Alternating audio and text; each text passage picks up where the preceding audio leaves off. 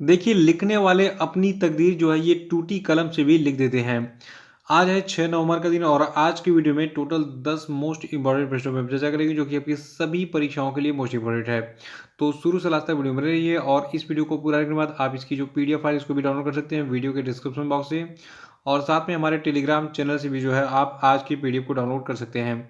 तो चलिए वीडियो को शुरू करते हैं, लेकिन उससे पहले बता दूं जो लोग नए हैं वो चैनल को सब्सक्राइब करके बेल आइकन पे जरूर प्रेस कर देंगे ताकि आने वाले सभी वीडियो का नोटिफिकेशन आपको मिलता रहे। देखिए, आज का पहला प्रश्न है कि बिहार में किस राज्य सरकार ने ई उपहार पोर्टल और सीएम डैशबोर्ड लॉन्च किया है? तो देखिए, हाल ही में हरियाणा की सरकार ने ई उपहार पोर्टल और सीएम डैशबोर्ड को लॉन्च किया है। देखिए, जो हरियाणा के मुख्यमंत्री हैं, इनका नाम है मनोहर लाल खट्टर। तो इन्हीं के द्वारा इस डैशबोर्ड, जिसका नाम सीएम डैशबोर्ड है, और सीएम उपहार पोर्टल है, इन दोनों को लॉन्च किया गया है। देखिए, जो आपका सीएम डैशबोर्ड पोर्टल है, तो इससे सभी विभागों की वास्तविक समीक्षा की जा सकेगी और समीक्षा के दौरान अधिकारियों को मौजूद नहीं रहना होगा। और देखिए, किस अधिकारी व विभाग ने तय समय में काम किया है और कितने डिफाल्टर हुए हैं और कौन से काम में देरी हुई है, ये सभी मुख्यमंत्री को ऑनलाइन दिखेगा इस पोर्टल पर। तो याद रखिएगा, जो आपका ई उपहार पोर्टल और सीएम डैशबोर्ड है, इसको हरियाणा की सरकार ने लॉन्च किया है। और देखिए, हरियाणा के बारे में थोड़ा सा डिटेल में आज हम जान लेते हैं। देखिए, जो हरियाणा है ये आपका जो है, देखिए कुछ इस स्थान पे लोकेटेड है, और हरियाणा की राजधानी जो है आपकी चंडीगढ़ है। देखिए, पंजाब और हरियाणा इन दोनों की राजधानी चंडीगढ़ है, ठीक है। और हरियाणा की स्थापना हुई थी 1 नवंबर 1966 को, और हरियाणा के गवर्नर हैं बंडारू दत्तात्रेय, और चीफ मिनिस्टर यहाँ के हैं मनोहर लाल खट्टर जी। और देखिए, कर्नाटक राज्य की एक बहुत ही फेमस गायिका है जिनका नाम है अरुणा साईराम। इनको अभी हाल ही में फ्रांस की सरकार ने जो है सेविलियर पुरस्कार से सम्मानित किया है। देखिए, जो आपकी अरुणा साईराम है, ठीक है, दो एक ही इनको जो ये पुरस्कार मिला है सेविलियर पुरस्कार, ये जो है पुरस्कार इनको मिला है इनके गायन कौशल के लिए और साथ साथ भारत और फ्रांस के बीच में संबंधों के विकास के लिए। और देखिए, खास बात और है, इनको बहुत सारे पुरस्कार मिल चुके हैं भारत में भी। देखिए, जो अरुणा साईराम है, इन्होंने केंद्र सरकार के द्वारा पद्मश्री और संगीत अकादमी द्वारा संगीत कलानिधि सहित कई पुरस्कार प्राप्त किए हैं, और इनको संगीत नाटक अकादमी की उपाध्यक्ष के रूप में भी चुना गया था। और देखिए, इसके अलावा जो आपकी अरुणा साईराम है, ये जो है तमिलनाडु सरकार के कलय मामड़ी पुरस्कार और मध्य प्रदेश के कालिदास सम्मान पुरस्कार की भी जो है प्राप्तकर्ता हैं। और जो अरुणा साईराम है, इनको US congressional award of excellence भी दिया जा चुका है, और इन्हें न्यूयॉर्क शहर की सैन डिएगो शहर के मेयर के द्वारा भी सराहना मिल चुकी है। यानी कि बहुत ही प्रतिष्ठित जो है गायिका रह चुकी हैं। कौन रह चुकी, क्या है, रही हैं कौन, अरुणा साईराम। तो इनको जो है बहुत सारे सम्मान मिले हैं, साथ में भी रिसेंटली इनको फ्रांस की सरकार ने सेविलियर पुरस्कार दिया है। इसको याद रखिएगा, क्योंकि देखिए, किसी भी देश के द्वारा किसी भारतीय व्यक्ति को अगर कोई सम्मान मिलता है तो वो एग्जाम में जरूर पूछा जाता है। और देखिए, अगर फ्रांस की बात करें तो ये जो आपका यूरोपियन कंट्री है फ्रांस, देखिए फ्रांस की सीमाएं जो है ये बेल्जियम और जर्मनी, स्विट्जरलैंड, इटली और स्पेन के साथ में लगती हैं। और जो फ्रांस देश है, इसके प्रेसिडेंट है इमैनुअल मैक्रोन, कैपिटल इसकी पेरिस है, और पेरिस में आपका एफिल टावर है जो कि बहुत ही फेमस है। और फ्रांस की पीएम है एलिजाबेथ बोर्ने, और करेंसी यहाँ की है यूरो और CFE Frank. Official language France की है फ्रेंच, और यानी कि फ्रांस में जो है फ्रेंच भाषा बोली जाती है।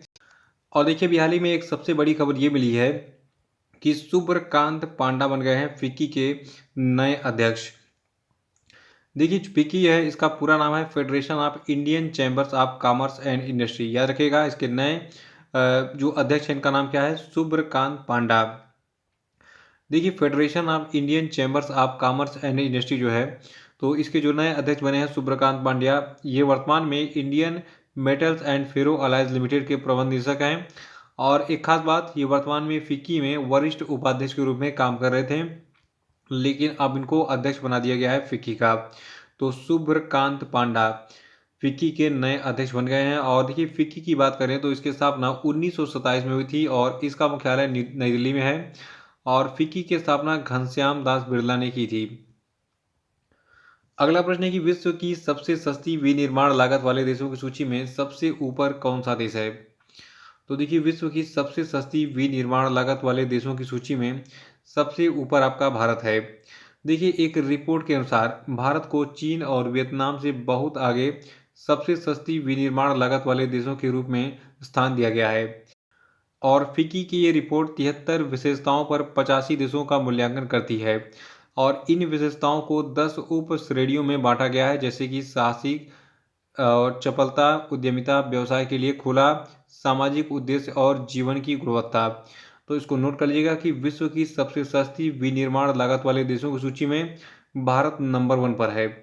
यानी कि अगर मकान वकान बनाना है तो सबसे कम पैसे में भारत ही बना देगा। मतलब जितना बड़ा मकान हम मान के चलिए, मैं एक आइडिया दे रहा हूँ, 2 रुपये में बनाएंगे, उतने अन्य देशों वाले जो है उसको 2.5 रुपये या 3 रुपये में बनाएंगे। तो विनिर्माण लागत भारत में बहुत कम है। और पांचवा प्रश्न है कि हाल ही में किस देश ने सबसे लंबी यात्री ट्रेन चलाने का रिकॉर्ड बनाया। तो देखिए, स्विट्जरलैंड ने जो है सबसे लंबी यात्री ट्रेन चलाने का रिकॉर्ड बनाया है। और आइए देखते हैं कि इससे ट्रेन की लंबाई वगैरह क्या रही। देखिए, इस ट्रेन में 100 डिब्बे थे और ये आल्प्स की पहाड़ियों में चली है। और इस ट्रेन की लंबाई लगभग 2 किलोमीटर है, यानी कि 2 किलोमीटर लंबी ट्रेन जो है चलाई स्विट्जरलैंड ने अभी हाल ही में। और इस ट्रेन में कितने डब्बे थे? 100 डब्बे। देखिए, रैटियन रेलवे ने यह घोषणा की कि उसने स्विट्जरलैंड के प्रसिद्ध रेलवे सिस्टम की 175वीं वर्षगांठ पर दुनिया की सबसे लंबी यात्री ट्रेन का ये विश्व रिकॉर्ड तोड़ दिया है। और देखिए, ये ट्रेन 1910 मीटर लंबी है। ये ट्रेन 25 अलग अलग मल्टी यूनिट ट्रेनों या फिर 100 कोचों को जोड़कर बनी है। तो इसको नोट कर लीजिएगा कि अभी हाल ही में लगभग 2 किलोमीटर लंबी ट्रेन जो कि 100 डब्बों से मिलकर बनी थी और आल्प्स की पहाड़ियों में इसको रन किया गया और इसको चलाया गया स्विट्जरलैंड के द्वारा। अगर एग्जाम में सीधे सीधे प्रश्न बने कि दुनिया की सबसे लंबी ट्रेन किस देश ने चलाई हाल ही में, तो स्विट्जरलैंड इसका सही उत्तर होगा। अगला कि हाल ही में केंद्र सरकार ने उच्च शिक्षण संस्थानों के मूल्यांकन और मान्यता को मजबूत करने के लिए किस समिति की स्थापना की है। तो देखिए, हाल ही में केंद्र सरकार ने उच्च शिक्षण संस्थानों के मूल्यांकन और मान्यता को मजबूत करने के लिए राधा कृष्णन समिति की स्थापना की है। और इस पैनल का नेतृत्व डॉक्टर के राधाकृष्णन, अध्यक्ष board of governors IIT Kanpur करेंगे। और देखिए, ये जो है आईआईटी परिषद की स्थायी समिति के अध्यक्ष भी हैं डॉक्टर के राधाकृष्णन। और देखिए, जो आपकी ये समिति बनाई गई है उच्च शिक्षण संस्थानों के मूल्यांकन और मान्यता को मजबूत करने के लिए, तो इस समिति के जनादेश में मूल्यांकन और मान्यता प्रक्रियाओं को मजबूत करना और राष्ट्रीय शिक्षा नीति 2020 में परिकल्पित राष्ट्रीय प्रत्यायन परिषद के लिए एक रोड मैप तैयार करना शामिल है। तो अगर एग्जाम में पूछा जाए कि राधा कृष्णन समिति जो है इसके अध्यक्ष कौन है, तो इनका नाम होगा डॉक्टर के राधाकृष्णन। और इस समिति को क्यों बनाया गया है? देखिए, राधा कृष्णन समिति को बनाया गया है उच्च शिक्षण संस्थानों के मूल्यांकन और मान्यता को मजबूत करने के लिए। तो ये बहुत इंपॉर्टेंट है, इसको नोट कर लीजिएगा। और अगला प्रश्न है कि हाल ही में किस प्रसिद्ध मलयालम कथा लेखक को केरल सरकार के प्रतिष्ठित एजू थाचन पुरस्कार के लिए चुना गया है। देखिए, एजू थाचन पुरस्कार बहुत इंपॉर्टेंट है, ये केरल सरकार के द्वारा दिया जाता है मलयालम भाषा में लेखन वगैरह के लिए। तो डॉक्टर ए सेतु माधवन जो आपके हैं, तो ए सेतु माधवन को हाल ही में एजू थाचन पुरस्कार से सम्मानित किया गया है। देखिए, यहाँ पे जो फोटो दिख रही है ये आपकी ए सेतु माधवन की है। देखिए, ये पेशे से, यानी कि ए सेतु माधवन जो है ये पेशे से एक बैंकर हैं, 80 साल की उम्र के हैं। और इनकी प्रसिद्ध कृतियों में पांडवपुरम और अत्यालगल उपन्यास और पेटी स्वप्नंगल और सेतु बिनते कथकल, ठीक है, ये लघु कहानी एक है, ये सभी शामिल हैं। और देखिए, सेतु माधवन जो है ये उपन्यास और लघु कथाओं दोनों के लिए केंद्रीय साहित्य अकादमी पुरस्कार और केरल साहित्य अकादमी पुरस्कार के प्राप्तकर्ता भी हैं। और देखिए, इस राज्य सरकार के सर्वोच्च साहित्य पुरस्कार का नाम, जिसका नाम है एजू थाचन पुरस्कार, तो इसका नाम जो है मलयालम भाषा के जनक माने जाने वाले 16वीं शताब्दी के भक्ति कवि जिनका नाम था थुनचथू रामानुजन एजू थाचन, इनके नाम पर रखा गया है। और देखिए, जो एजू थाचन पुरस्कार का विजेता होता है उसको 5 लाख रुपए का नगद पुरस्कार और एक प्रशस्ति पत्र दिया जाता है। आठवां प्रश्न की, अभी हाल ही में खगोलविदों ने किन 2 ग्रहों के बीच में एक ऐसे एस्टेरॉयड की खोज की है जो कि भविष्य में पृथ्वी पर जीवन को खत्म कर सकता है। तो देखिए, अभी हाल ही में शुक्र और पृथ्वी के बीच में एस्टेरॉयड यानी कि क्षुद्र ग्रह की खोज की गई है। और बताया जा रहा है वैज्ञानिकों के द्वारा कि ये जो है भविष्य में पृथ्वी पर जीवन को खत्म कर सकता है पृथ्वी से टकराकर। देखिए, ये जो एस्टेरॉयड यानी कि क्षुद्र ग्रह है ये शुक्र और पृथ्वी की कक्षाओं के बीच में पाए जाने वाले समूह से संबंधित है, लेकिन सूर्य की रोशनी के चलते इसका निरीक्षण करना आसान नहीं है। यानी कि सूर्य का प्रकाश जब इस पे पड़ता है तो ये बहुत तेज़ी से चमकता है, इसलिए इसको आप आसानी से देख नहीं सकते हैं। और देखिए, अंतर्राष्ट्रीय वैज्ञानिकों की एक टीम ने इस एस्टेरॉयड यानी कि क्षुद्र ग्रह को हाल ही में चिली में मौजूद अमेरिकी विक्टर एम ब्लैको टेलीस्कोप के डार्क एनर्जी कैमरे के जरिए देखा है। और अगला प्रश्न है कि ग्रामीण इलाकों में रोजगार घटने की वजह से अक्टूबर 2022 में देश में बेरोजगारी दर बढ़कर कितने फीसदी पहुंच गई। तो देखिए, ग्रामीण इलाकों में रोजगार घटने की वजह से अक्टूबर 2022 में देश में बेरोजगारी दर बढ़कर जो है टोटल 7.77% हो गई। देखिए, सितंबर में बेरोजगारी दर, देखिए यहाँ पे अक्टूबर का मैं आपको डाटा दिया हूँ कि अक्टूबर में जो बेरोजगारी दर है ये बढ़ गई और कितनी हो गई, 7.77%। लेकिन सितंबर की बात करें तो सितंबर में जो बेरोजगारी दर है ये 4 साल के निचले स्तर 6.43% पर रही थी। तो ग्रामीण इलाकों में बहुत ज़्यादा बेरोजगारी बढ़ गई है। अगला कि हाल ही में एशियाई महाद्वीपीय शतरंज टूर्नामेंट में क्रमशः ओपन और महिला वर्ग का खिताब किसने जीता। तो देखिए, जो आर प्रज्ञानानंद है और पीवी नंदिता हैं, इन दोनों ने जो है क्रमशः ओपन और महिला वर्ग का खिताब जीता है। देखिए, एक खास बात और, जो अभी हाल ही में ये एशियाई महाद्वीपीय शतरंज प्रतियोगिता थी, तो इस टूर्नामेंट का जो आयोजन है ये 26 अक्टूबर से 3 नवंबर 2022 तक नई दिल्ली में किया गया था। तो याद रखिएगा कि एशियाई महाद्वीपीय शतरंज टूर्नामेंट में ओपन वर्ग का खिताब जीता है आर प्रज्ञानानंद ने और महिला वर्ग का खिताब भारत की पीवी नंदिता ने जीता है। तो ये थे आपके आज के सभी महत्वपूर्ण करंट अफेयर और अब हम बात करेंगे आज के सभी क्वेश्चन अपडेट में। देखिए, आज का पहला प्रश्न आपके लिए कि इजराइल के नए प्रधानमंत्री कौन बने, बताइए। और दूसरा प्रश्न आपके लिए कि कौन सी भारतीय फर्म मंगोलिया की पहली ग्रीनफील्ड रिफाइनरी का निर्माण करेगी, बताइए।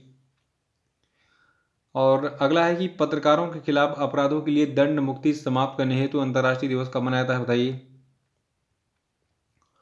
चौथा प्रश्न आपके लिए कि किस भारतीय कंपनी ने 24वें विश्व संचार पुरस्कारों में क्लाउड नेटिव अवार्ड जीता, बताइए। और पांचवा प्रश्न की हाल ही में पिछले 3 वर्षों में चीन का दौरा करने वाले पहले G7 नेता कौन बन गए, बताइए। और अब हम बात करेंगे कल के पूछे गए सभी क्वेश्चन अपडेट के क्षेत्रों की। देखिए, कल का पहला प्रश्न है कि टीपी राजीवन जिनका 2 नवंबर को निधन हो गया, ये किस क्षेत्र में प्रसिद्ध थे। तो देखिए, लेखन में प्रसिद्ध थे, यानी कि राइटर थे। और दूसरा प्रश्न था कि कौन सा भारतीय क्रिकेटर दुनिया का नंबर 1 T20 इंटरनेशनल बल्लेबाज बन गया है। तो देखिए, ये बल्लेबाज है सूर्य कुमार यादव। और देखिए, अभी हाल ही में चीन ने अपने अंतरिक्ष स्टेशन के लिए लैब मॉड्यूल मेंगटियन लॉन्च किया। और देखिए, कंपनी आपकी है भारत की टाटा स्टील। टाटा स्टील जो है ये भारत का पहला रिस्पॉन्सिबल स्टील सर्टिफिकेशन प्राप्त किया है इसने, ठीक है। और अभी हाल ही में देखिए, सेल्फ एम्प्लॉयड वीमेंस एसोसिएशन एक संस्था है जिसकी संस्थापक थी, जिनका नाम था इला भट्ट, इनका 2 नवंबर को निधन हो गया। तो अगर एग्जाम में पूछा जाए कि सेल्फ एम्प्लॉयड वीमेंस एसोसिएशन की फाउंडर कौन थी, तो इसकी फाउंडर थी इला भट्ट, ठीक है। इनको पद्म भूषण पुरस्कार भी दिया गया था और इनका 2 नवंबर के हाल ही में निधन हो गया। तो इसी के साथ आज का वीडियो समाप्त होता है। देखिए, मंथली करंट अफेयर के दोनों पार्ट के वीडियो जो है अपलोड हो चुके हैं। कल दूसरे पार्ट का वीडियो मैंने अपलोड कर दिया था, तो आप उस वीडियो को देख के रिवाइज कर डालिएगा पूरे महीने के करंट अफेयर को। तो इसी के साथ वीडियो समाप्त होता है। जय हिंद।